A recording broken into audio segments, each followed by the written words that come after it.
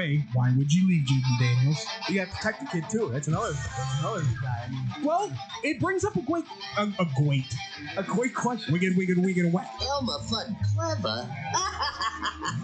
Don't make me laugh.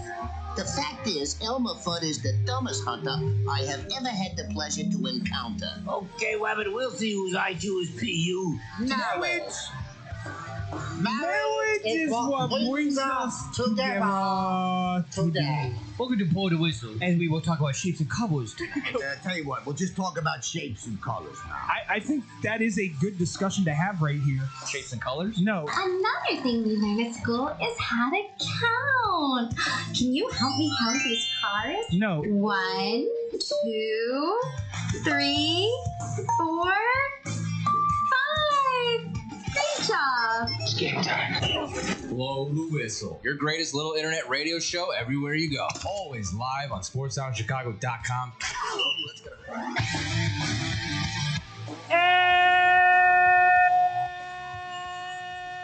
And welcome, ladies and gentlemen, here to Blow the Whistle here on sportsoundchicago.com. That's right, twice in a week. I know, it's shocking. Yes, we're getting back to form, I like to say. As many of you know, the streak starts with 1. Yes, I got 2. exactly. Yeah. We get to 3. That's called a winning streak, folks. We'll see if we can do that.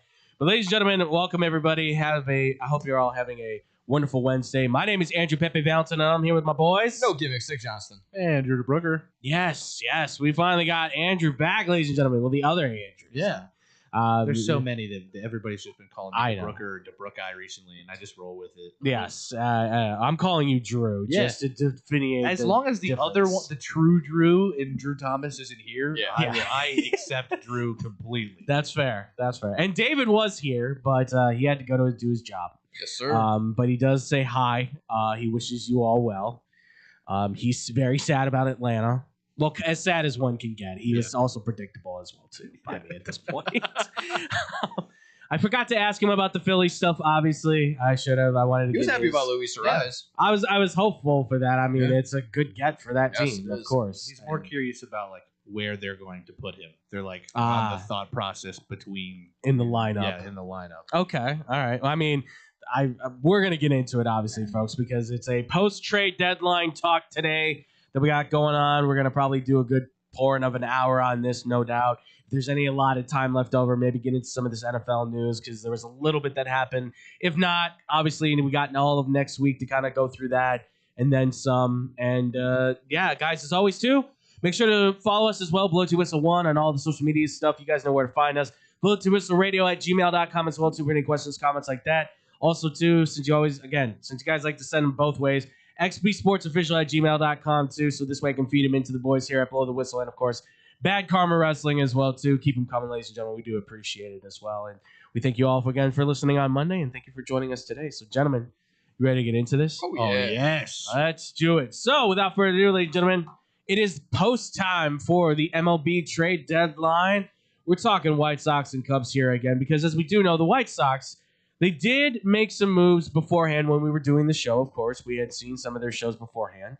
But they did finish it off by adding just another name to the list as well, too, which was Joey Bart, the catcher coming from Atlanta, to shore up what has been a very, as Nick has put it, a very kind of sad-looking catching crew without Kyle Teo. Yeah. But started off with us, Nick, obviously kind of rounding out the White Sox look for what the trade deadline was. Where do you sit now with even the addition of Joey Bart, and how do you see this team looking after all of the moves? Yeah, overall satisfied with the moves. The White Sox came out and said exactly what they were going to do. They were going to go ahead and trade away, get some trades, be aggressive to a degree, but not be dumb in the sense of not giving away any top prospects. I feel like they did exactly what they needed to do in terms of getting a starter in Luis Castillo. Again, not giving up huge, if anything, giving up a negative asset in Sir Anthony Dominguez. Clearly showed that in his first showing over in Seattle. A third of an inning pitch, 4 runs on 4 hits. Oh God. 2 home runs on that. Yeah, high leverage arm. They called him. Yeah. Yes.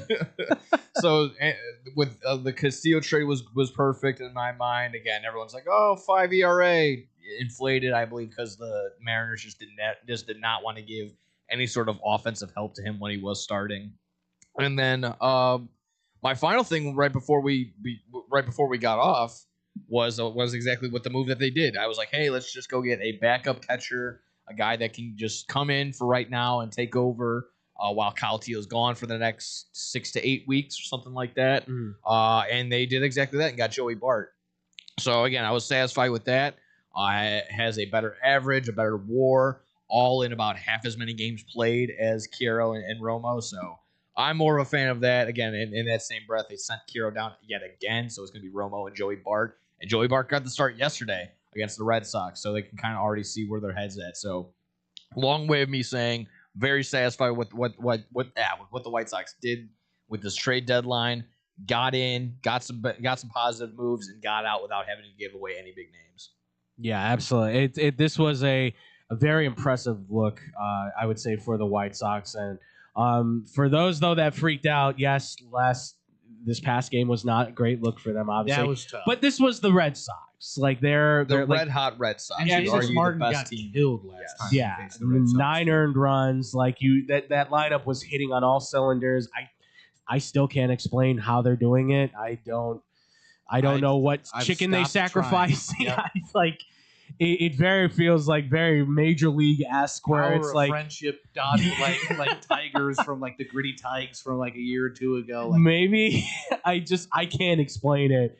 But regardless of that, I think the moves are still to solidify a team that has shown a winning atmosphere, a winning culture, has kind of said, okay, we have pieces in place that can put this together long term. We're getting some possible rentals, if anything, some long-term help with the additions of, like you said, Castillo, and then you have Brozahan who comes in to kind of help support the bullpen as well. And I mean, for you, Drew, I mean, because I haven't spoken to you in a long time now. It's been a while. I mean, how are you feeling about the White Sox where they sit right now, and then after these moves they've made? I'm kind of with Nick. We talked the other day about they're doing it. They're doing the thing where they make me believe and they make me buy in again. And I get over here and I'm like, maybe they won't buy in correctly at the trade deadline. Like I was very adamant pre-trade deadline, like soft sell. Like I'm okay with getting rid of expiring contracts if we want to just kind of recoup assets and keep pushing till later. Mm-hmm. But I understood if we were going to buy that it needed to also be a controlled buy. We couldn't swing too far in, the White Sox couldn't swing too far in like one particular direction. So I'm really excited with what they did. I said on the fifth quarter that my dream was a George Kirby return from the Mariners because I thought Castillo was too big of a contract. But in that him being too big of a contract, it allowed the Chicago White Sox to not give up their top prospects as they already, Chris Getz was open with, hey, our top 10 guys aren't going anywhere before the trade deadline, which really scared me on what you were going to be able to acquire deadline-wise when you're not going to give up even your 10th overall prospect. So to come out of it with Luis Castillo and kind of doing exactly what Nick said, getting off of Sir Anthony Dominguez, who you assumed was going you're good. Who you assumed was going to be a high leverage arm for you, but instead has a 4 ERA through 30 some odd innings for the White Sox, and then taking that and swinging it back around and getting Huascar Brazoban, who is a long-term vet, is under control. He won't be with the team just this year, but he will also be with the team, I believe, the next 2 years. Correct. And he's wildly effective is the best way I can describe him. But you put another arm there right above Grant Taylor for those high leverage innings. You get another certified kind of staple arm. I agree with what Nick is saying. Not necessarily for the reasons he was saying, but I think the fact that there was no consistency in what your rotation was, what looked like in the Mariners over in Seattle, that you don't allow this guy who's clearly struggling to settle in. He's pitching on 4 days, 5 days, 4 days, 5 days, piggyback, bullpen. Like, there's no consistency to just trotting you out there every day as an everyday 5-day starter, and so you end up in this position where he doesn't necessarily have the greatest season. Do I think he's going to be like Ace Luis Castillo? No, but he could certainly be like a low 4s, mid 3s guy that can slot into really prime starts for the White Sox towards the end of the season. Yeah, no, definitely. I mean, that's the biggest thing, right? Is that you're not. If there were ever a moment that he could possibly return back to that ace pitcher looking for him, that'd be fantastic. But you're not asking him of that, right? You're asking him to kind of just be good enough to kind of get the strikes out there, keep them in the game, go like 5-6 innings, Be a and then 3. yeah, exactly. And we're not asking the world. I think from what I've understood, I think that's where they're slotting him right now. It's going to be Davis Martin, Sean Burke, and then it's going to be Luis Castillo, which I think is perfect for him because it gives you the protection within the rotation. You have the bats behind you. Again, I know this game did not look great, but still, it allows you to kind of it's one game. It's against a very good team right now that's, again, can't explain this stuff. Don't know what's in the water in Boston other than lead, I think, or something like that. Racism. I guess, that too, I guess. But John Rocker magic. Yeah. But this team, it becomes, it starts to put itself in that conversation of pushing for the division, right? Staying in the hunt with the Guardians, and I don't know what the Twins are doing. That was the only positive from yesterday. Both the Guardians and the Twins also lost. Yes. Not as embarrassingly, but they lost. So right, and that's the biggest thing is that you still know that this team has a lot of fight in them. They have a lot of we don't give up. As for the Guardians and for the Twins, like the Guardians are kind of just on cruise control right now with what they have. Where the Twins, I think, we said it on Monday, they're making moves, but the moves feel like they were very like, are they trying to go for it? Do they think they still have it in the division? Because I don't feel like it's one of the things where it's like, I think you feel like you're on solid ground when there's a little bit more quicksand underneath your feet than what was necessarily there. Am I wrong to say that? Maybe I don't know. The Twins, I don't think they were in that buying and selling. I feel like that umbrella. I don't really feel like there was any big move. I mean, I guess the biggest move was them sticking with Joe Ryan. I guess that kind of tells you that they believe that they are contending. They also, saying that same breath, didn't get rid of Byron Buxton. So again, they believe that they're competing. I think they think yes, exactly. I think that they think that when we think, if they just keep talking themselves into it, like we have a shot, we're good, we got this, and it's like I don't think you realize like where you're at in this division. Like it's kind of a 2-horse race, unless like the bottom really falls out of these two. But I don't see that after the moves that even the Guardians made. The Guardians made some pretty moves where it's like, you're Griffin was really good. Yeah, that's a steal too. Yeah. I couldn't believe that one under the radar. That should not have been an under the radar I didn't move. expect the Nationals to make that move. Yeah, actually take that and run with it, and then there you go. Yeah, well, and then I mean, I said this on Monday. The Nationals, all that talk about trading away your 2 young stars. I didn't understand. Yeah, like I said, Thank God it didn't happen. I didn't understand. You saw rumors of that too? Yeah. Okay, I did. I saw it was all about. I mean, mainly centered on on shorts. It was all about Abrams. It was all about. But Wood would come up also too. I didn't even. This is the guy that's third in NL MVP odds right now, and we're like, I don't know, ship him out. What?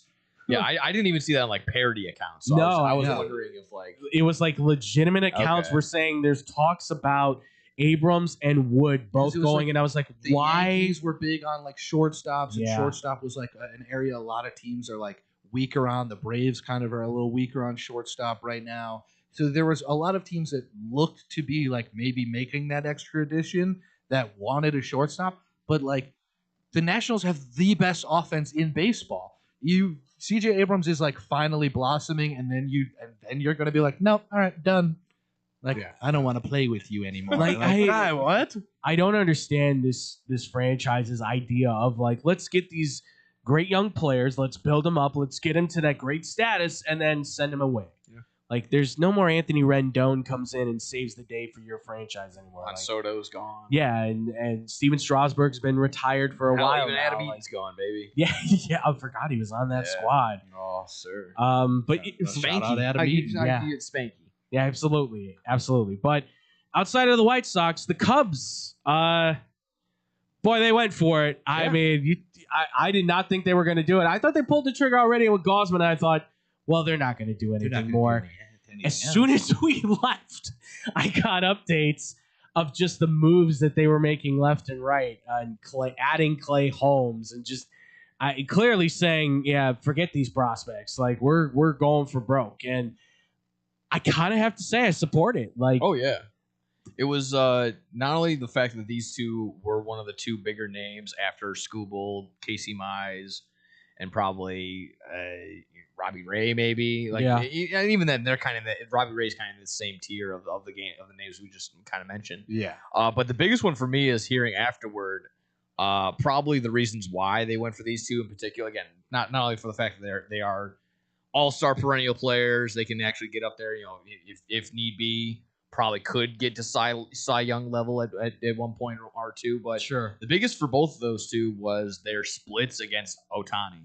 And I think if you look back at Gossman's splits against him, I think Ohtani maybe only has like 1, maybe 2 hits off of their 7-8 at bats against each other. Same thing with Clay Holmes. He doesn't hit very well against Holmes. So I think that was the 200 IQ move on the Cubs side of, like, not only are we getting these guys because they're going to be good starters and they're going to help our rotation, but for the fact of, hey, when we face Ohtani in October, we want a guy that we know it's going to end up most likely having the upper hand, even though it's like, that's crazy to say over Ohtani. Like, and hey, let's throw a guy out there that we at least on paper we can be like, okay, he's beaten him in the past. He's held him down. He's secured him. So let's go. Joey is 3 for 14 against Gosman. Okay, there you go.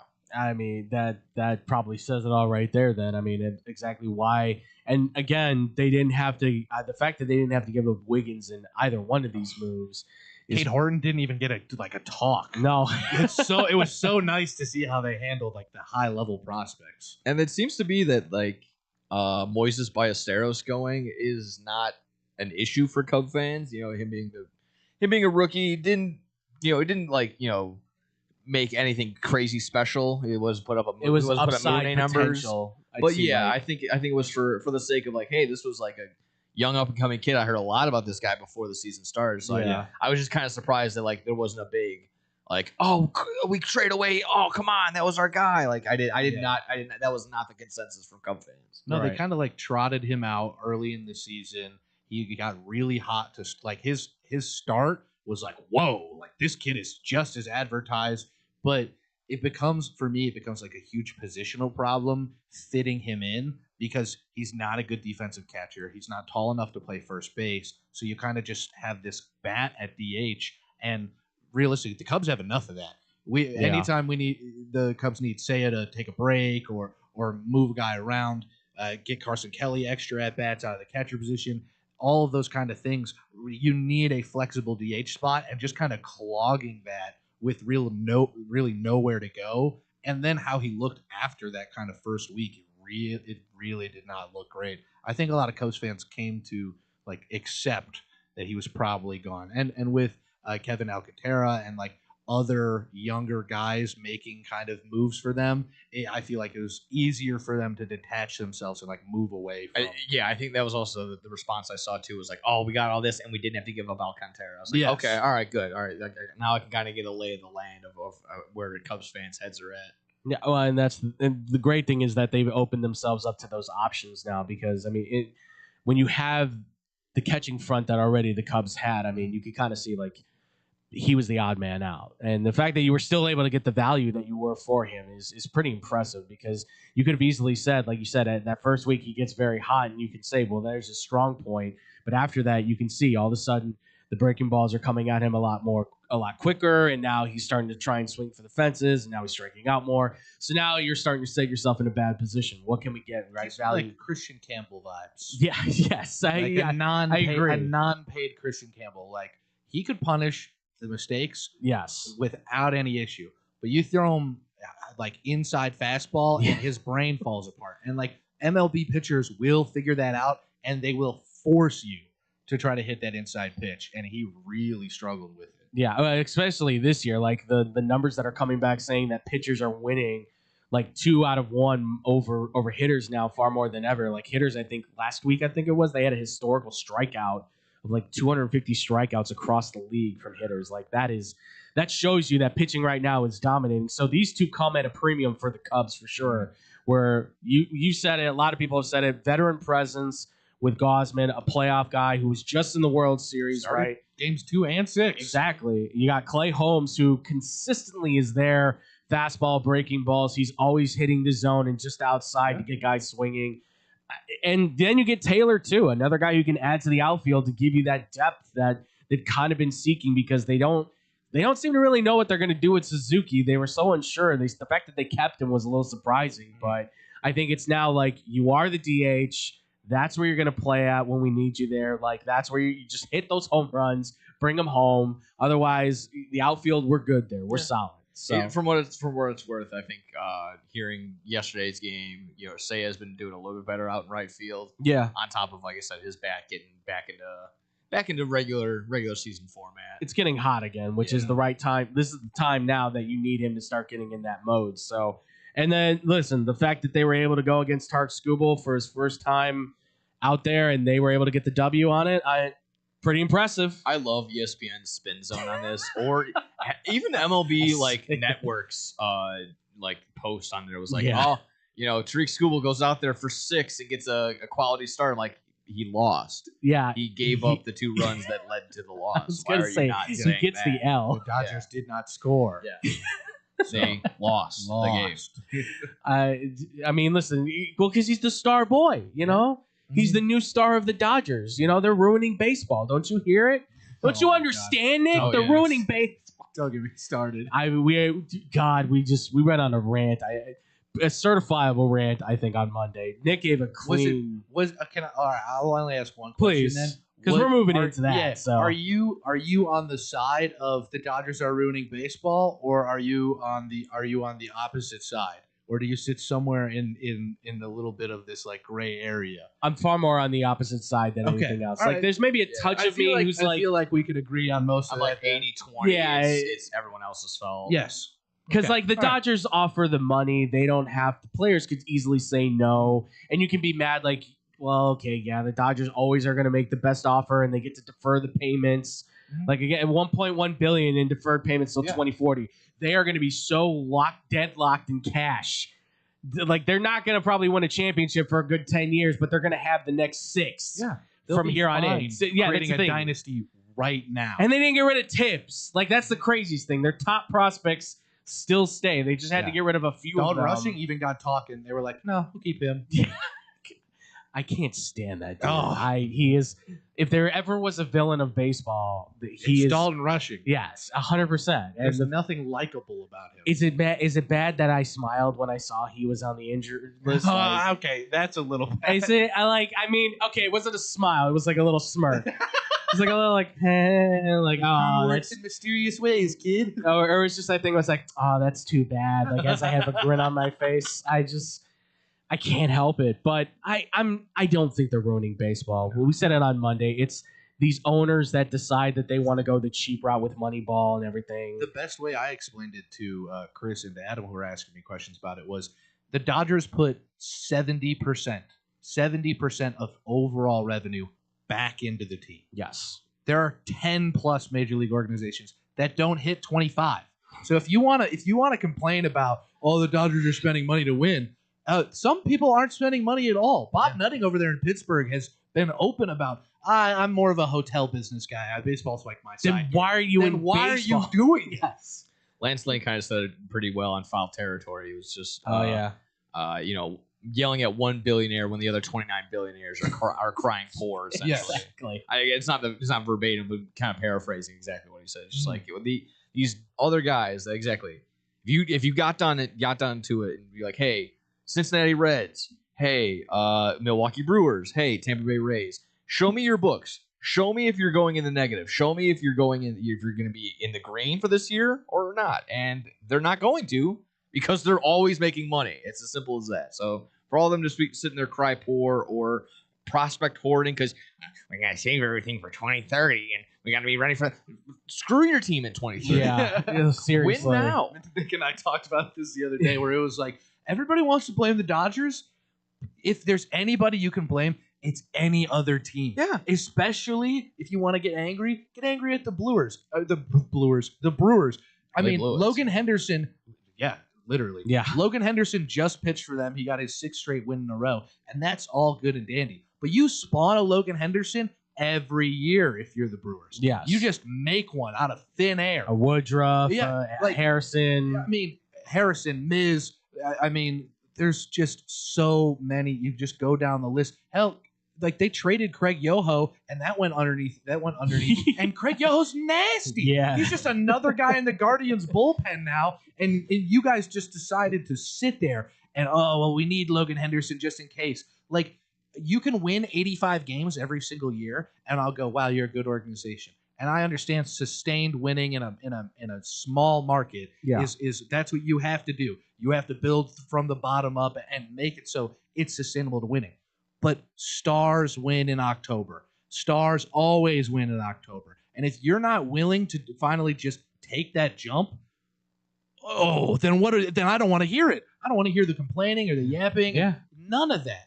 I hate that's not Rays' way of winning baseball. Oh my It's like, God. Well, the Rays haven't won a World Series. Yeah. That's So clearly something they're doing while you're getting success in the regular season, clearly what they're doing in the postseason is not working. So do something else. Go get the star. I asked Nick this what was it, maybe a month ago at this point. I don't remember. I asked you who's the star on Tampa Bay, and who did you say it was again? Oh, what now? It's Junior Caminero. Yeah. I don't know. That's And about can it. you name another person on that? And can you name? And Yeah. can you tell me anybody who would probably know his name? Yeah. So the problem is I could tell you Yandy Diaz, Jonathan Aranda. Oh, absolutely. Like those you could. But those- to the common fan, Yeah. could they name a God, single no. star on that team? Yeah. And would they even be in the stands to name when those Nick players? and I did the unknown players to look out for on All-Star Weekend, when we Mhm. had Adam on the show, he was asking us questions. We were like, most people probably don't know who Junior Caminero is unless you've seen him during All-Star Weekend. So there's no chance that like you're thinking about Pepio or Shane McClanahan. Like you don't know who Brian Baker is, and you don't need to care. Absolutely. So you might have heard these names Yeah. like before, but you don't know them No. as like very good ball players on a really good team that's winning and possibly could win the division. But this fan base just doesn't care. And this franchise has shown too that it clearly I don't even remember who the owner is off the top of my head, but whoever they are, they don't clearly particularly say that baseball is their priority. And I get it. You're a billionaire. You've got all this other stuff in your portfolio. But why do you buy a sports team if it's just to say it's another business venture? Unless it is just about the money. If that's what it is, okay, fine. But then why are you in this? But that's where I guess this passionate fan for us goes, then why are you in this business? We get it's money. But we would like to see at least a little bit of enthusiasm. Like at least Woody Johnson, if anything, he fakes it. Yeah. Like I'll give him that. He fakes it and it's like, that's fair. He acts like he cares. he acts like he cares, but it is just a like, yep, it's in the portfolio. It makes me a good couple billion that I can use to put on my other businesses. Yeah. Like you said, though, some of these guys, like, you've got the Pirates owner going, Yeah. I'd rather just kind of make my money building the skyscrapers. Bob, and putting anytime we talk about bad owners, Bob Nutting is like my shining star. I go back to Fisher's the next Like, one I put in there for the yes, A's because bingo. you didn't even buy the team. You inherited your money from your parents, and then you bought part of the team, and then you waited till your owner went, I don't want to do this anymore. You want it? Come on. Because for every one Mark Cuban that actually cared or was very passionate about the team, or even, again, the under hot water or whatever, but in the Steve Ballmers of the world, there are the 30 other nameless, faceless billionaire owners that just, exactly that. They're just there to collect. That's as simple as that. I just found out that the Rays sold in 2025. I actually had no idea. That's right. They did sell. I completely forgot. That left my brain because I was like, well, the last guy, he wasn't making a whole lot of money. Like he could. The guy that just bought the Rays purchased the Rays for almost $2 billion. How bad is your organization when you have a winning baseball team that can't draw in fans, has a terrible stadium, has an ownership that we didn't even know changed hands? Yeah. We completely forgot about. the Trump. Well, that was the best thing about the White Sox going down there. I played my favorite game of, where's Cedric Mullins? Oh, he's in Tampa. Yeah. Oh, there he is. There you are. found I you. completely forgot about that too. Yeah. Like, it's, That was kind of fun. but that's They're the land of misfit toys. yes, You exactly. can't fix him. We can. Well, and I think you found out too. Kevin Cash has been there like what 12 or 13 years. I did not realize that. I was a gross amount of time. Like it's an insane too amount. much, The too fact he didn't long. get fired after that World Series Oh is my a God. miracle. He's been there since I started high school. Yeah, That's crazy.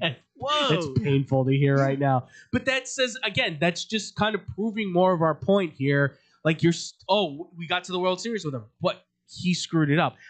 It's okay. That's okay. Well, I'm sure we'll be back. Why is that the decision that's being made then for these baseball teams? Like you said, the Reds again, another one. I want to go through every single team, but like the Reds. Oh, I kind we of got do Ellie want to go De La- through every Okay, team. we can. If you I was gonna Ellie De do La a- Cruz and Hunter Green. I was gonna We're do fine. a quick, Yeah. just a reaction, just fair, foul, basically. Sure. This is Jake Mintz's grades for every MLB team Okay. for the deadline. I know who the three worst should be, and they better So yeah, basically they- just they better be real bad. do you agree? And if so, like if you hear a team, like just make a mental note. We'll come back to them. Yeah, So sure. I'll go down the line. Okay. Diamondbacks B minus. Sure. Okay. Okay. A C minus. I think that's pretty fair. Yeah. They didn't do anything. Exactly. Yeah, they really didn't. Yeah. Braves C plus. Yeah, they didn't do much. But No. Joey Bartran B minus for the Orioles. I really like the haul they got for Rutschman. I don't agree with the process of it. I would give it a B. On the flip side, B plus for the Red Sox. Yeah. Yes. Okay, that's fair. Yes. F plus for the Reds. Cincinnati. Yeah, Cincinnati. Yeah. F plus. Yes, because they didn't do anything. They didn't add anything. That's the thing is, if you're telling me this team can somehow do it, Cubs and White Sox. Cubs A minus. White Sox B plus. Yeah. I can agree with sure, that. I can agree with that. Guardians B plus. I would agree with that for sure. Yes. C plus for the Rockies.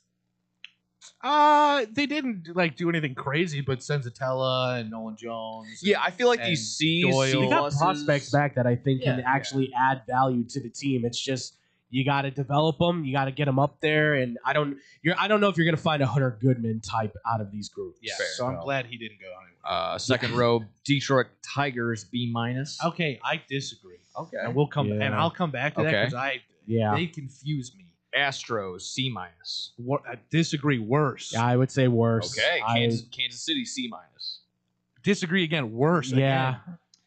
Angels B plus. Yes. They had great Yes. deadline I agree for with that. that. 100%. They got a lot. They made tons of moves, and like I think we mentioned this off air. Yeah. Didn't have to get rid of any big names that they still wanted, like Reed Yeah. Detmers and Neto. Which is shocking. Yeah. I thought they were going to start making moves left and right, but I guess Mike Trout said no. yeah, obviously an A plus for the Dodgers.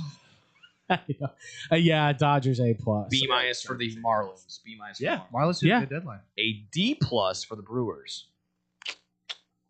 I don't know if I would go that bad I don't necessarily. think so. No, would I'd up. go up. I'd go up. It's not A- great, but Yeah. A B minus for the Twins. not really. I'd go maybe like a C plus. Yeah, I think worse than that. Okay. Yeah. A D plus for the Mets. Yeah, I'd agree with that. It wasn't I that might great. go F. Just let me make sure. It's just a bad this is team. this for a is team that was fire sailing. We'll come back to it. a B minus for the Yankees. No, worse. I feel like it was worse than that. Okay. Yeah. Okay, interesting. B minus for the Phillies.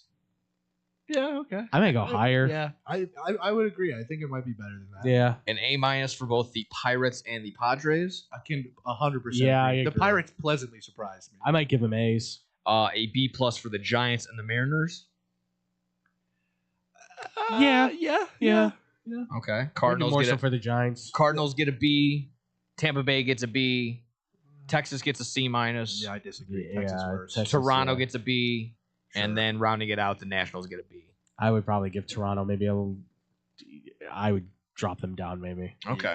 So biggest reactions were Detroit, Houston, and I feel like maybe the Brewers. So what were your dissecting there from Detroit? then? Man, okay. So I hate when teams decide where they're like, "Oh, we're sellers and buyers." So if you're gonna sell to me, sell all the way. So when you sell Tariq Skubal and you sell Casey Mize and you get rid of these pieces, but you leave a Glaber Torres and you leave a Flaherty and these other guys that are on expiring deals at the end of the year, like will be free agents, and you've already basically flown the flag and said, hey, we're going to next year. Yeah. Why would you not try to find something for those guys? Like, I disagree with the whole process of it. I really like the Tariq Scuba return. I think it's a fantastic return. I like the Casey Mize trade. I think Cash Mayfield is a fantastic arm to help get into the Dodgers pen and really start to work with him. Like, I think there was some really good talent that came to the Tigers. I just don't like the fence-sitting aspect of, oh, well, we're going to sell, but, like, we still want to keep some people around. I understand For they what? probably Chemistry? Yeah, Like, there, it doesn't make any sense. you're breaking up the band, basically, after Scubo leaves. Like, at that point, you're saying, okay, this is over. Like you said, you wave the white flag. So, like, all right, so then the focus should be on McGonigal as your centerpiece. Job just did a rehab start. He's about to come back. Exactly. He's a former top prospect. Like, Riley Green's had a great year. You have young pieces there that you can say they're our focus. Like you said, expiring contracts, everybody else, go to the wind. Let's start over fresh from the ground up.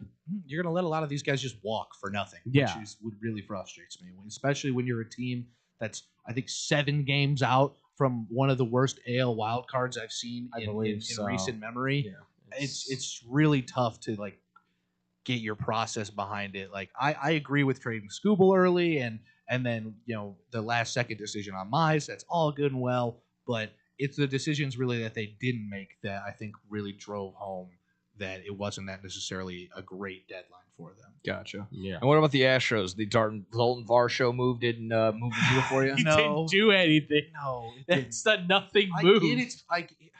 I get they sacrificed. What they did is they sacrificed offense for better defense. For Aaron Getty, right? Who But, like, hasn't had the worst season. He's had some stretches where it's like he's unhittable. Yeah. So getting only Varsho for that is okay. It's just such a weird division. The problem is you just ran all over the Rangers. You just boat raced them, and now when your chance comes to buy in and, like, really be like, we've taken the lead and we're staying there and, like, we'll lock it down, and then you just do nothing. You possibly have an MVP in Alvarez and a Triple Crown winner. It looks like he's on the verge of that.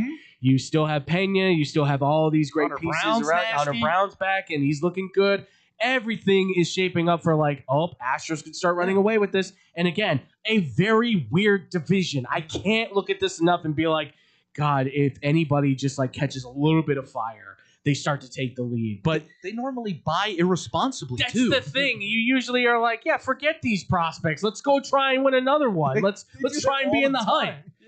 But instead, all of a sudden, they're kind of like, oh, got to keep it close to the chest here. Not sure. What is happening? Like, what did your balls fall off or something? Like, Basically, the entire AL West, besides the Angels, like, I was pissed at all trade deadline. that's the worst team in the division. Was kind of like, we'll forget we'll get rid it. of everything. Yeah. But the A's basically, where were you all weekend? Yeah. You're telling me nobody wants, like, a Hogan Harris or, like, there's plenty of talent. Soderstrom, any of these guys. I mean, I threw a bunch of names. I was like Lawrence Butler. I'm surprised he's Jacob Wilson. I know he got an extension maybe, but he again a lot of these right-handed hitters could have went for the A's and nobody lifted a finger. And they have good pitching as well. That, like, somebody would have paid you for Hogan Harris 100%. Absolutely. And then on the same side, the Rangers. Oh, are you just going to listen the entire time? That's all I heard. Oh, the Rangers are listening in on DeGrom. The Rangers are listening in on Seager. The Rangers are listening. The Rangers are listening. I heard talking a few times. Yeah, but nothing ever happened. And then nothing happens. After you just got boat raced by the Astros in your own division. Did that not wake you up? The only thing I ever heard was that DeGrom, I guess they approached him about waiving the no-trade clause, and he said no. Yeah. And I'm going, all right, I don't know where his head's at, but fine, you don't want to move. Fine, this is maybe last stop for you, whatever. You make that choice. That's all good. But everybody around you should clearly then be like, hey, what's the price? Because there's some talent on that group that you can sell off for a pretty penny to start saying, we're rebuilding. Like, they've got enough in their farm system to start saying, we can start adding more names to it and start bringing up guys and seeing who's got what.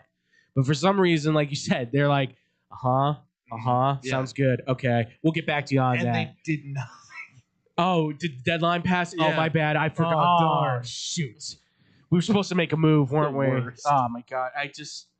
I don't some of these, I mean, we kind of talked about it even a little bit on Monday. I just don't understand, especially, too, like you said, the sitting on the fence of we're going to sell, but then, we're going to buy. And I was like, what sense does it make? Are you in or are you out? Like Like, by I'm now, okay you with- should know. I'm okay with it in like the Blue Jay sense, where you're like sell and buy for later. Sure. But like, don't act like you're buying for right now. Even them, That's what though. I hate. Even them, though, I was kind of like, what is the point of selling Gosman and then getting Soriano? And not only that, but you gave up your number one prospect, a guy who. Arjun Namal is gone, dude. That's the thing is like that's a really good bat That's in the a- lineup that That's a could have been there. consensus top 30 prospect in baseball. Absolutely, like he has been like one of those guys that's like when he gets up with the Blue Jays, him and Vlad can do some damage in there, and it's like, no, not anymore. Yeah. Now that's gone. Now he doesn't because exist. you wanted a guy who, for the first, I don't know, month and a half, was looking like he was going to be a nightmare for everybody, and then came back down to earth. But apparently, that still cost you a top 100 prospect, your number one guy in your system. Yeah, like I needed somebody to explain it to me, and nobody could give me like the feel back on Jose that. Soriano is the second best ground ball pitcher behind Christopher Sanchez in baseball right now. Okay. He is really, really good at getting soft contact, and he actually has good enough stuff to strike people out. He Sure. also has control, and he's younger than Gosman, but What you gave your up doesn't defense, feel. your defense is terrible. That's the thing. Like, Is Gosman's BABIP was one of the worst in baseball, and I attribute that a lot to his bad season because the Blue Jays defense was genuinely that bad. yes. Now they're going to And the now number one. now he defense. gets the number one exactly, defense. I'm really excited to see what Gosman does at Wrigley. That'll be very interesting to see. I'm confused by them. And I'm sorry, fan bases. I know everywhere I go, it seems to just, I bring this like shadow of death, I guess, with me over fan bases. I don't know. But it's, to me, anybody who is getting like a C- or anything like that, I would just say drop them lower. Yeah. Like, honestly, like anybody who was just Good getting or like bad. yeah, like you probably weren't caring. You didn't want to do anything. You're holding on for namesake, whatever the case is. Or like we just mentioned, you're trying to get another quick buck out of these guys because, well, they're the only reason they come to the ballpark. And it's like, well, why the hell? What's the point of that? Like you're still, the TV and media rights deal are in the billions of dollars. Yes. You don't Stop need people to come to the Yeah. ballpark. Oh, we need to sell tickets. People don't need But to you come don't to need the to sell ballpark. tickets. No. I don't want to hear this. Don't give me that crap anymore. We need the fans to come. Are you kidding me? Look at Tampa. I can count the Oh, my seats before I can count gosh, the people half the time. Like ridiculous, absolutely ridiculous. But yeah, a bit. Listen, any from you guys that you thought were just like a surprisers that you didn't see get moved, like ones that I know we kind of mentioned a few of them already, but are there any that you thought that were like, this is a for sure, he's gonna get moved, he's gonna get traded? Or was there a team that maybe you thought were going to be buyers? I mean, again, I know we kind of went through it already, but is there any that just like really, you're like, I'm shocked that person didn't get moved, or I'm shocked this team didn't go for that? I'm stunned that the Yankees are comfortable enough with getting everybody back off of injury that they didn't do much. And I was pleasantly surprised with the amount of moves that the Pirates made. Yeah. I'm normally a person that is like, as I've discussed, Bob Nutting and the Pirates are our enemy number one most of the time in my book. Sure. And to actually see them make some, like, they made the Camilo Duvall trade, and I was like, oh, great. We're doing the thing again where we just don't care.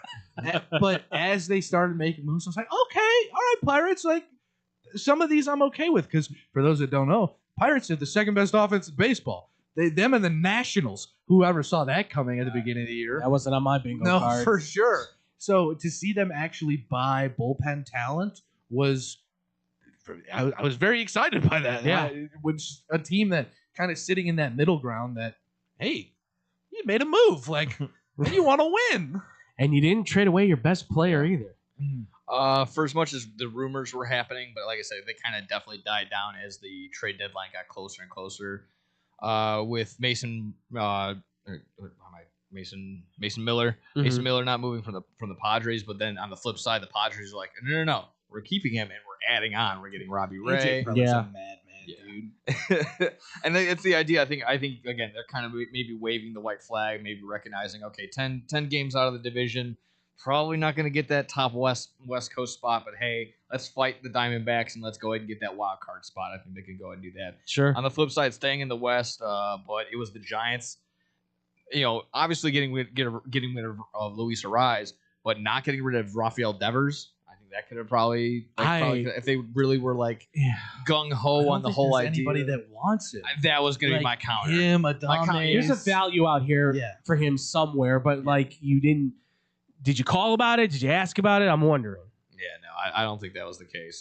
Yeah, like I said, I think that was going to be my own counter, my own point. Exactly, that was going to be. Yeah, I don't think there was much want. There was not a lot of demand for Rafael Devers, but he was there. He was available, so at least could have been something. I'm sure. Yeah, absolutely.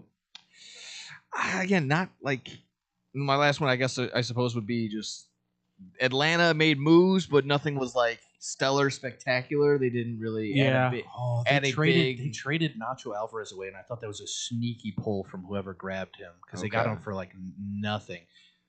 They traded him away, and Braves fans are like, Nacho didn't do anything, yay! And it's like he's still one of your guys' top prospects. You just let him walk out the door. So hopefully that doesn't bite you later on. And with all that being said, I mean, in my mind, the wild card spot, none of the division leaders are set in stone, at least to me. No. And besides maybe the Dodgers at this point, and maybe the maybe the Brewers. But again, it's even getting a little bit closer now with the Cubs getting there. So wild card besides 3 teams in the AL, the Royals, the A's, and the Angels are all going to be competing.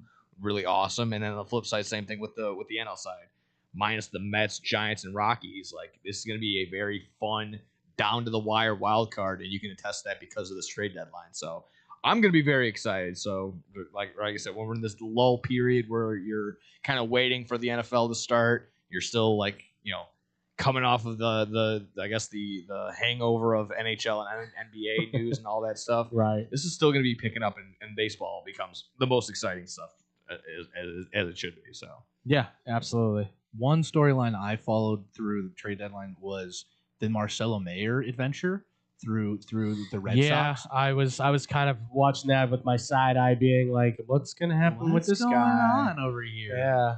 'Cause that, and then the fact that the Red Sox did a lot of things that really signals like, hey, we're going for it, which I appreciate the buy-in. Yeah. And in doing so, like there was talks that the Yankees were involved for Rutschman, and they couldn't match obviously what the Orioles ended up wanting. Right. And then you have Marcelo Mayer, who was kind of like the next guy up before Roman existed. Mm-hmm. Hey, this is the key. We're giving this guy the keys to the city, and everything's going to be all fine.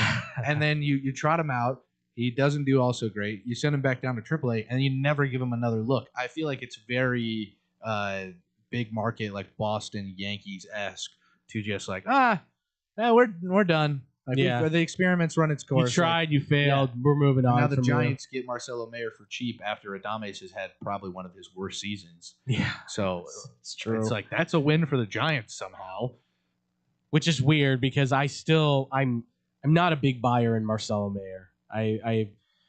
I very vehemently was like, I don't know if this guy, like Roman Anthony, you can see it. There's that level of like, I'm not shying away from the moment. This is here. Marcelo Mayer looks like a guy, anytime he steps in the box, he always is like, there's a little bit of nervousness behind those eyes. I mean, maybe I'm just seeing things, but there just always is this look of like, oh God, please don't, please. I'm not sure. For me, I'll just say Rockies, the fact that Hunter Goodman was still on the team by the end of it, I was shocked by. I really thought if it wasn't going to be Rutschman for the Yankees, I thought Goodman was going to be a Yankee by the end of this thing. I thought there's no way you don't send like Spencer Jones and somebody like package it all. The Rockies to try and take get this a flyer on Spencer Jones. 100%. I mean, they've done this for years. Yeah. But I think the Rockies are recognizing he can be. I'm hoping at least. I can't speak for them because they are the Rockies after all. They haven't been good since the 2000s ish, Yeah, like 07. maybe. Helton. I'm just hoping they're recognizing this can be a cornerstone kid for you at 26 that you can say start from here, build around him, start getting. I mean, they've got prospects for days that look like they have the talent. It's just, can you get him developed and get him up there? That's the only thing. So I was surprised. I thought he was going to be. I was like, all right, he's either. I'm guaranteeing if it's not Rushman, it's going to be him as being a Yankee because he just felt New York. He felt like That's the guy. That's the guy that goes fifth or hitting sixth in the lineup. Yeah, he's exactly. He's like okay at defense, and you're like, yeah, that's the Yankees. He's like a Gary Sanchez, like a little plus. Exactly. Like, and instead, I got to see the guys from WFAN in New York lose their minds. As always is one of my pleasures, as they were just bashing Brian Cashman left and right about you couldn't get a catcher. Yeah. Not one of these guys. I think one of them even said, he's like, Joey Bart went to the White Sox and you can't get one guy. Liam Hicks too. Liam Hicks is another one. Liam Hicks is a great bat and a great defensive catcher. It's just the Marlins are like, yeah, we got two better catchers. We're probably done with him right now. It's just you couldn't talk to them about that. They sold off Braxton Garrett. They were selling avidly. Yeah.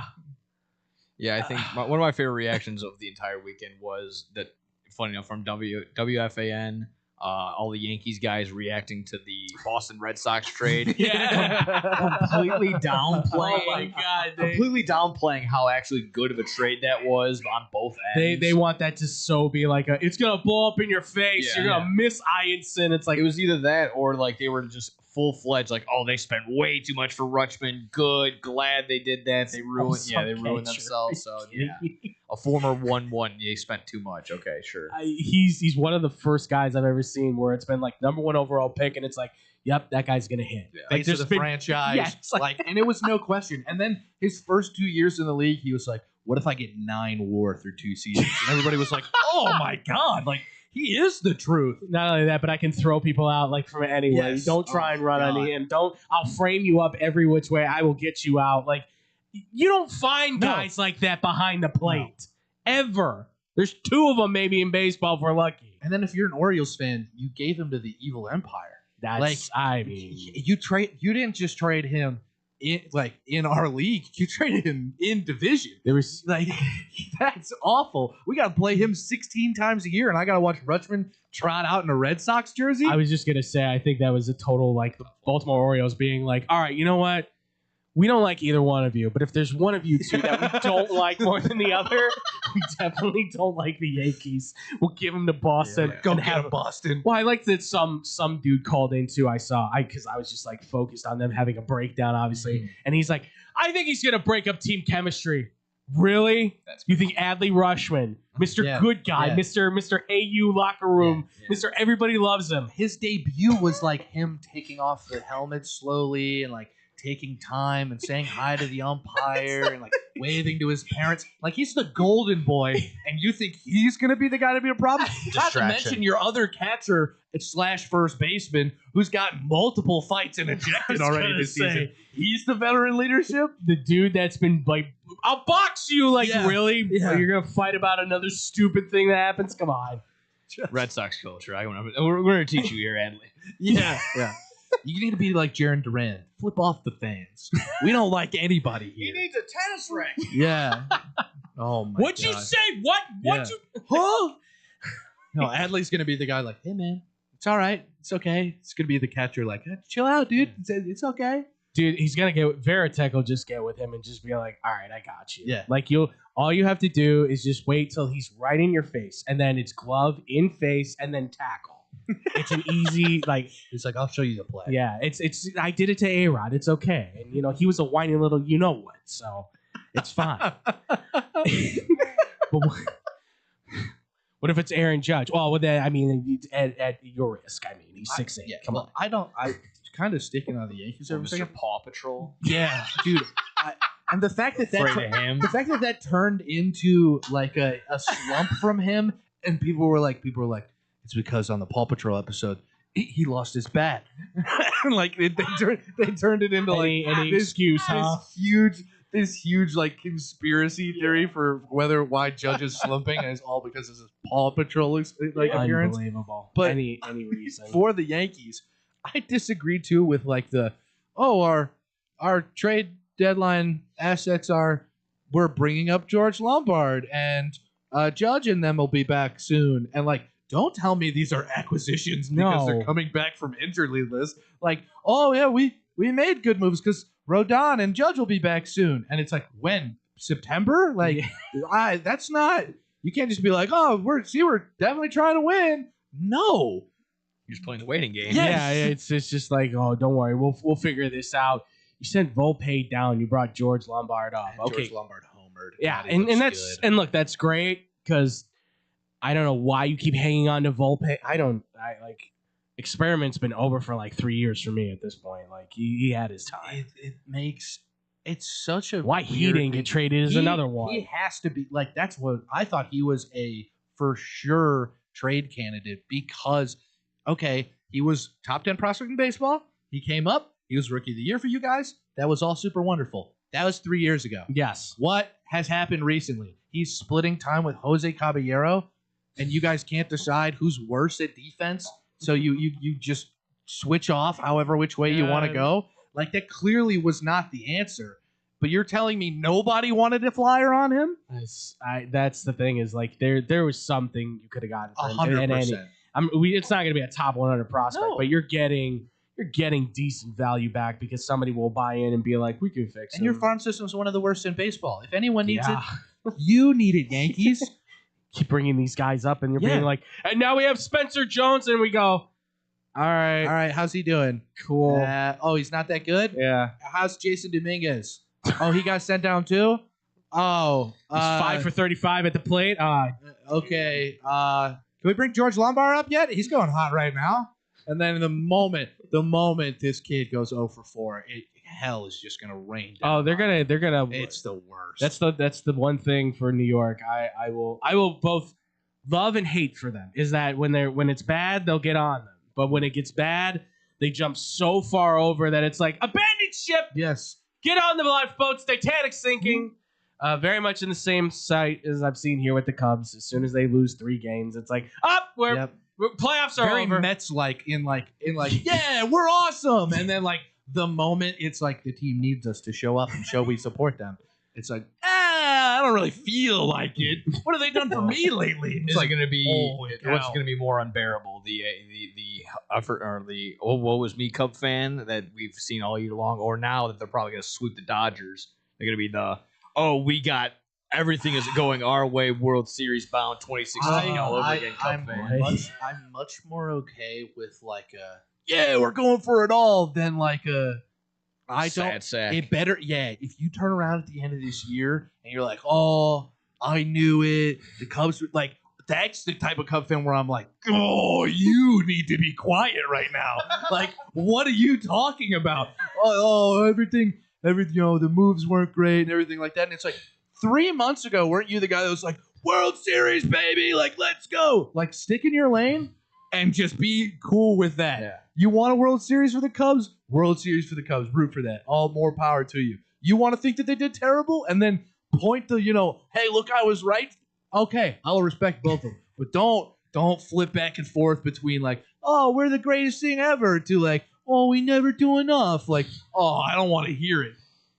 No, 100%. And God, I can't. When the sky is falling, I get it. Look, if you're an Angels fan right now, fine. Sky's falling for you, but I think they've accepted it long ago. It's the first time they've traded in like some of Angels fans' lifetimes. I was gonna say they actually sold. They've never done this before. Where it's we hang on to Joe Adell. No, we traded him to get prospects that we can build on a future. It's like, but I like Jose Soriano. It's like, okay, that's really tough. Good, we'd like to move can't forward. like him. Yeah, let 30 me games introduce below you 500. to Walber Urania. He's 6-0 and doing great.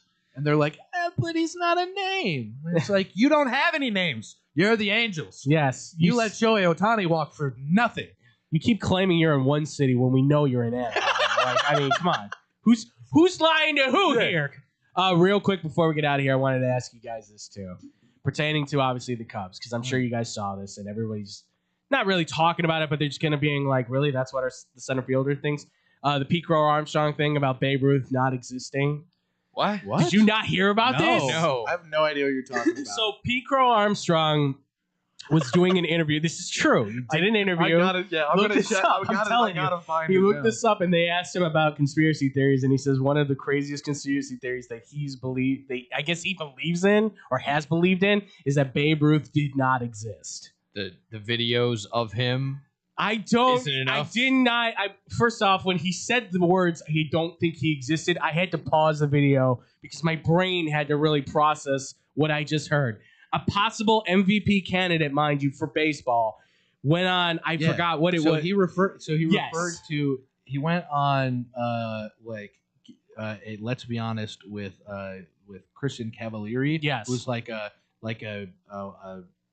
baseball wife kind of thing, has a show and things like that. Yeah. But he referenced Tyler Saucedo, who is a former pitcher for the Mariners, had an interview there as well in 2024 where he talked about there isn't many videos of Babe Ruth playing on baseball. I just want to say this. It was the 20s, dog. Yeah. What are we talking about? TV was like in its infancy. Now I could be wrong. I don't want to jump the gun, Yeah. and make it seem like I'm vouching for them or trying to make the argument for them. Never existed. That's I crazy think what I'm reading. Maybe right now. they're wording it wrong in the sense of like they don't believe the legend of Babe Ruth is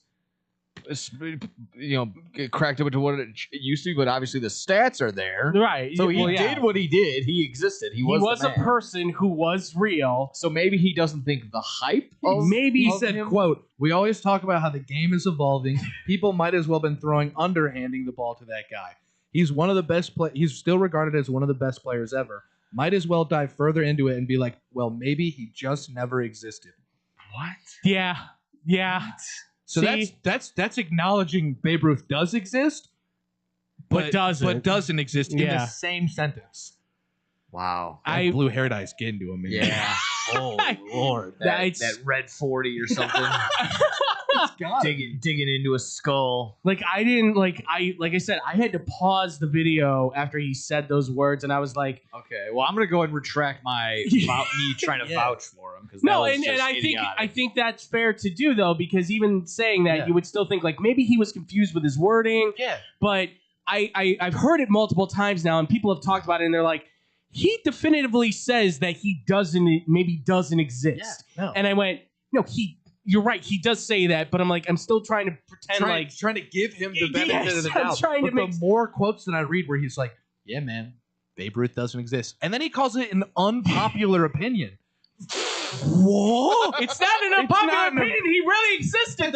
Babe Ruth is a real person. There's a That's fact. jersey in the Hall of Fame for him. We can't be more definitive enough that he's a person.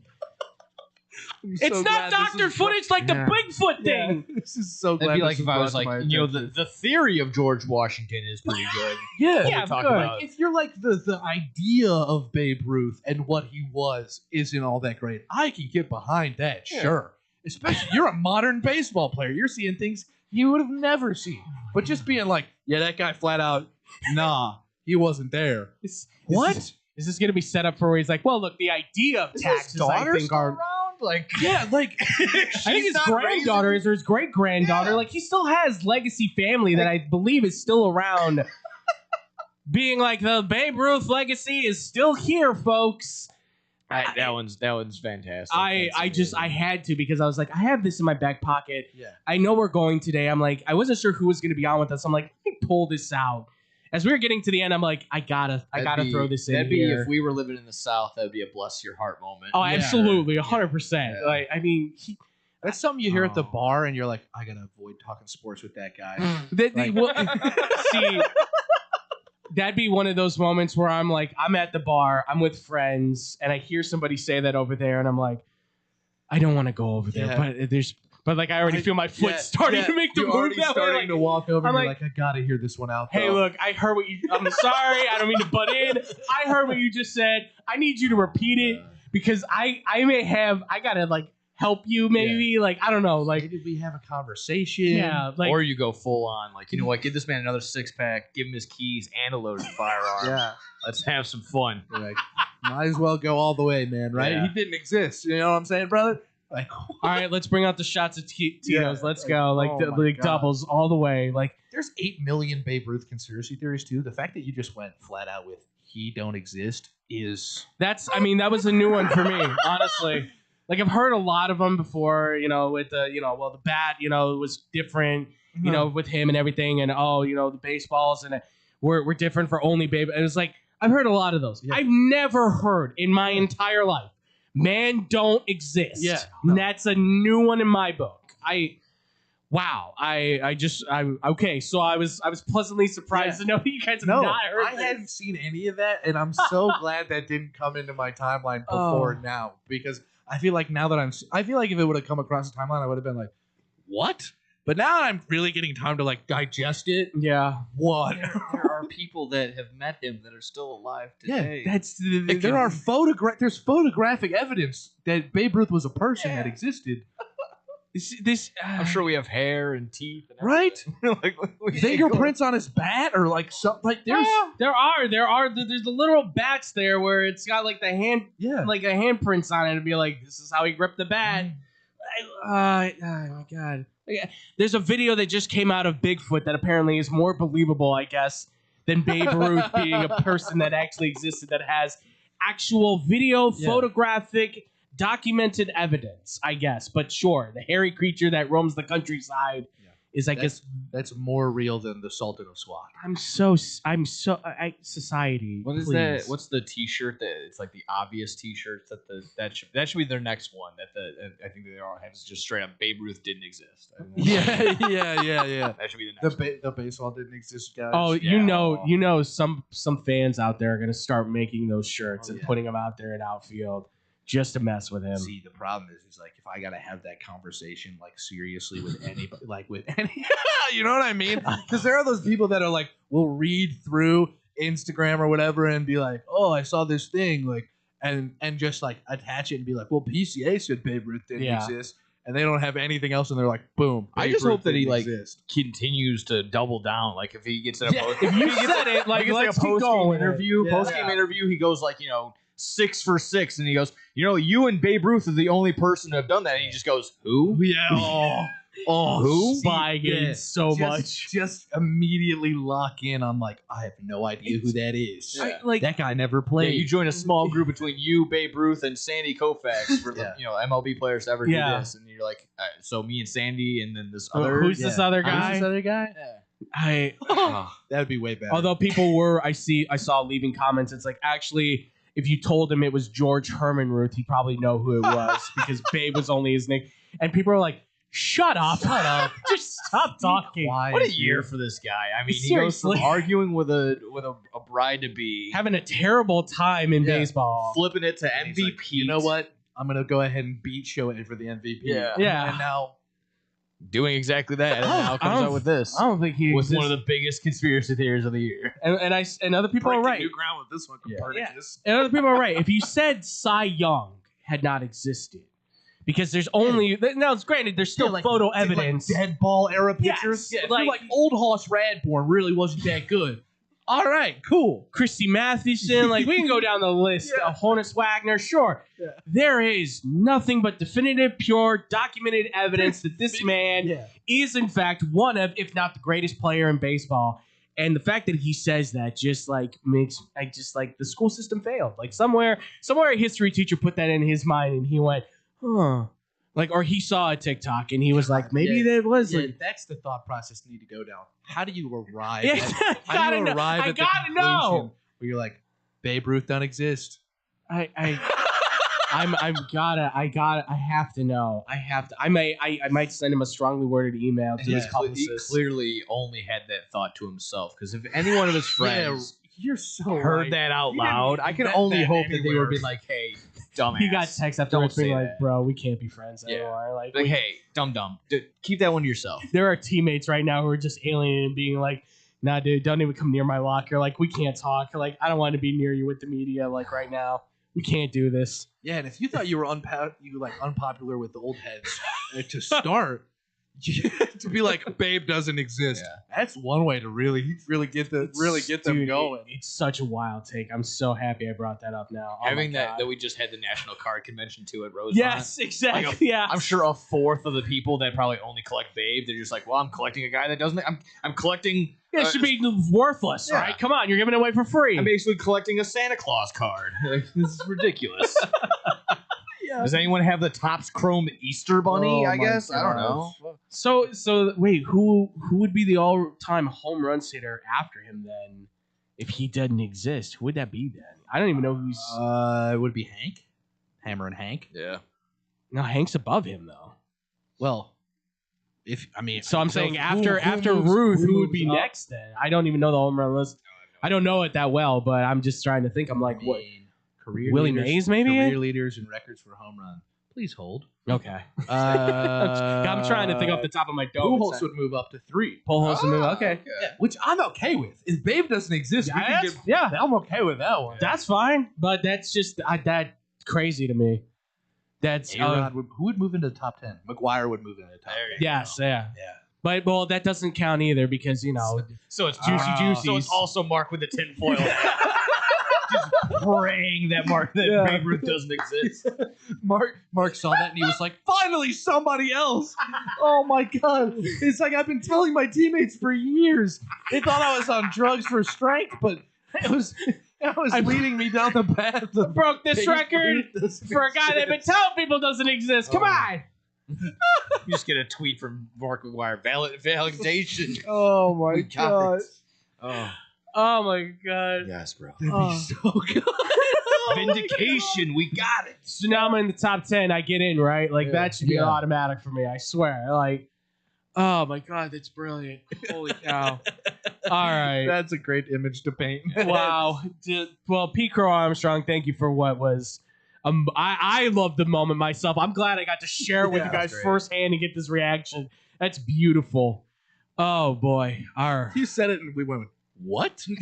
I was fully prepared for you guys to be like, oh yeah, we heard The about what that crazy. and where was I? I'm so, oh my God. This should be a moment for the internet forever. let's go on. Holy cow. Oh boy. All right. Well, boys, this has been fun talking to MLB. We'll save the NFL stuff for our next show, whenever that may be. I know you said you have dogs next week, right? Yeah, but we should be here Friday if anything. We'll see. Okay. All right. play So by maybe ear. we'll see what happens with Friday.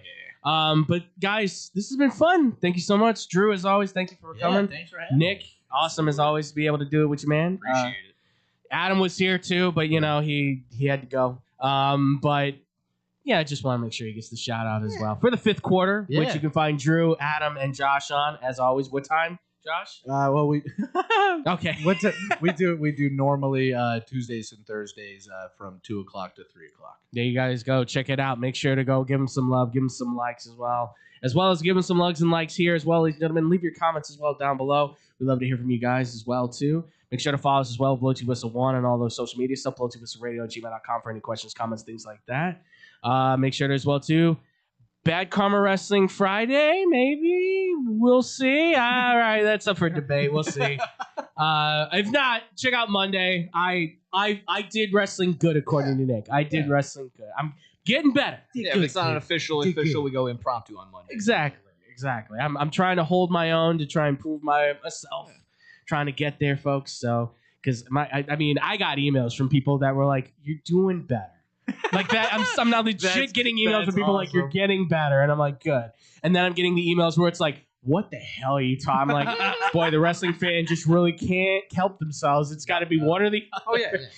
I've learned that very quickly. With that too, ladies and gentlemen, as well, X-Bomb Sports. We will be. Scotty said Friday, so blame Scotty if it's not. I'm good for Friday. Blame Scotty then. But you guys can check us out pre-recorded Friday. We get it out right there on Friday, usually about 12:30, 1 o'clock. So be on the lookout for that on the X-Bomb Sports channel on YouTube. And with that, ladies and gentlemen, thank you all so much for wishing. Thank you all. Please wish as well. Thank you all so much for want it, do it. Exactly. Thank you so much for watching, for listening, whatever the case is. Be positive, stay positive, and positive things will happen to you. We appreciate you. We love you guys as always. Best fans in the world. We see you guys for the next show as always. Much love. Peace out, everybody.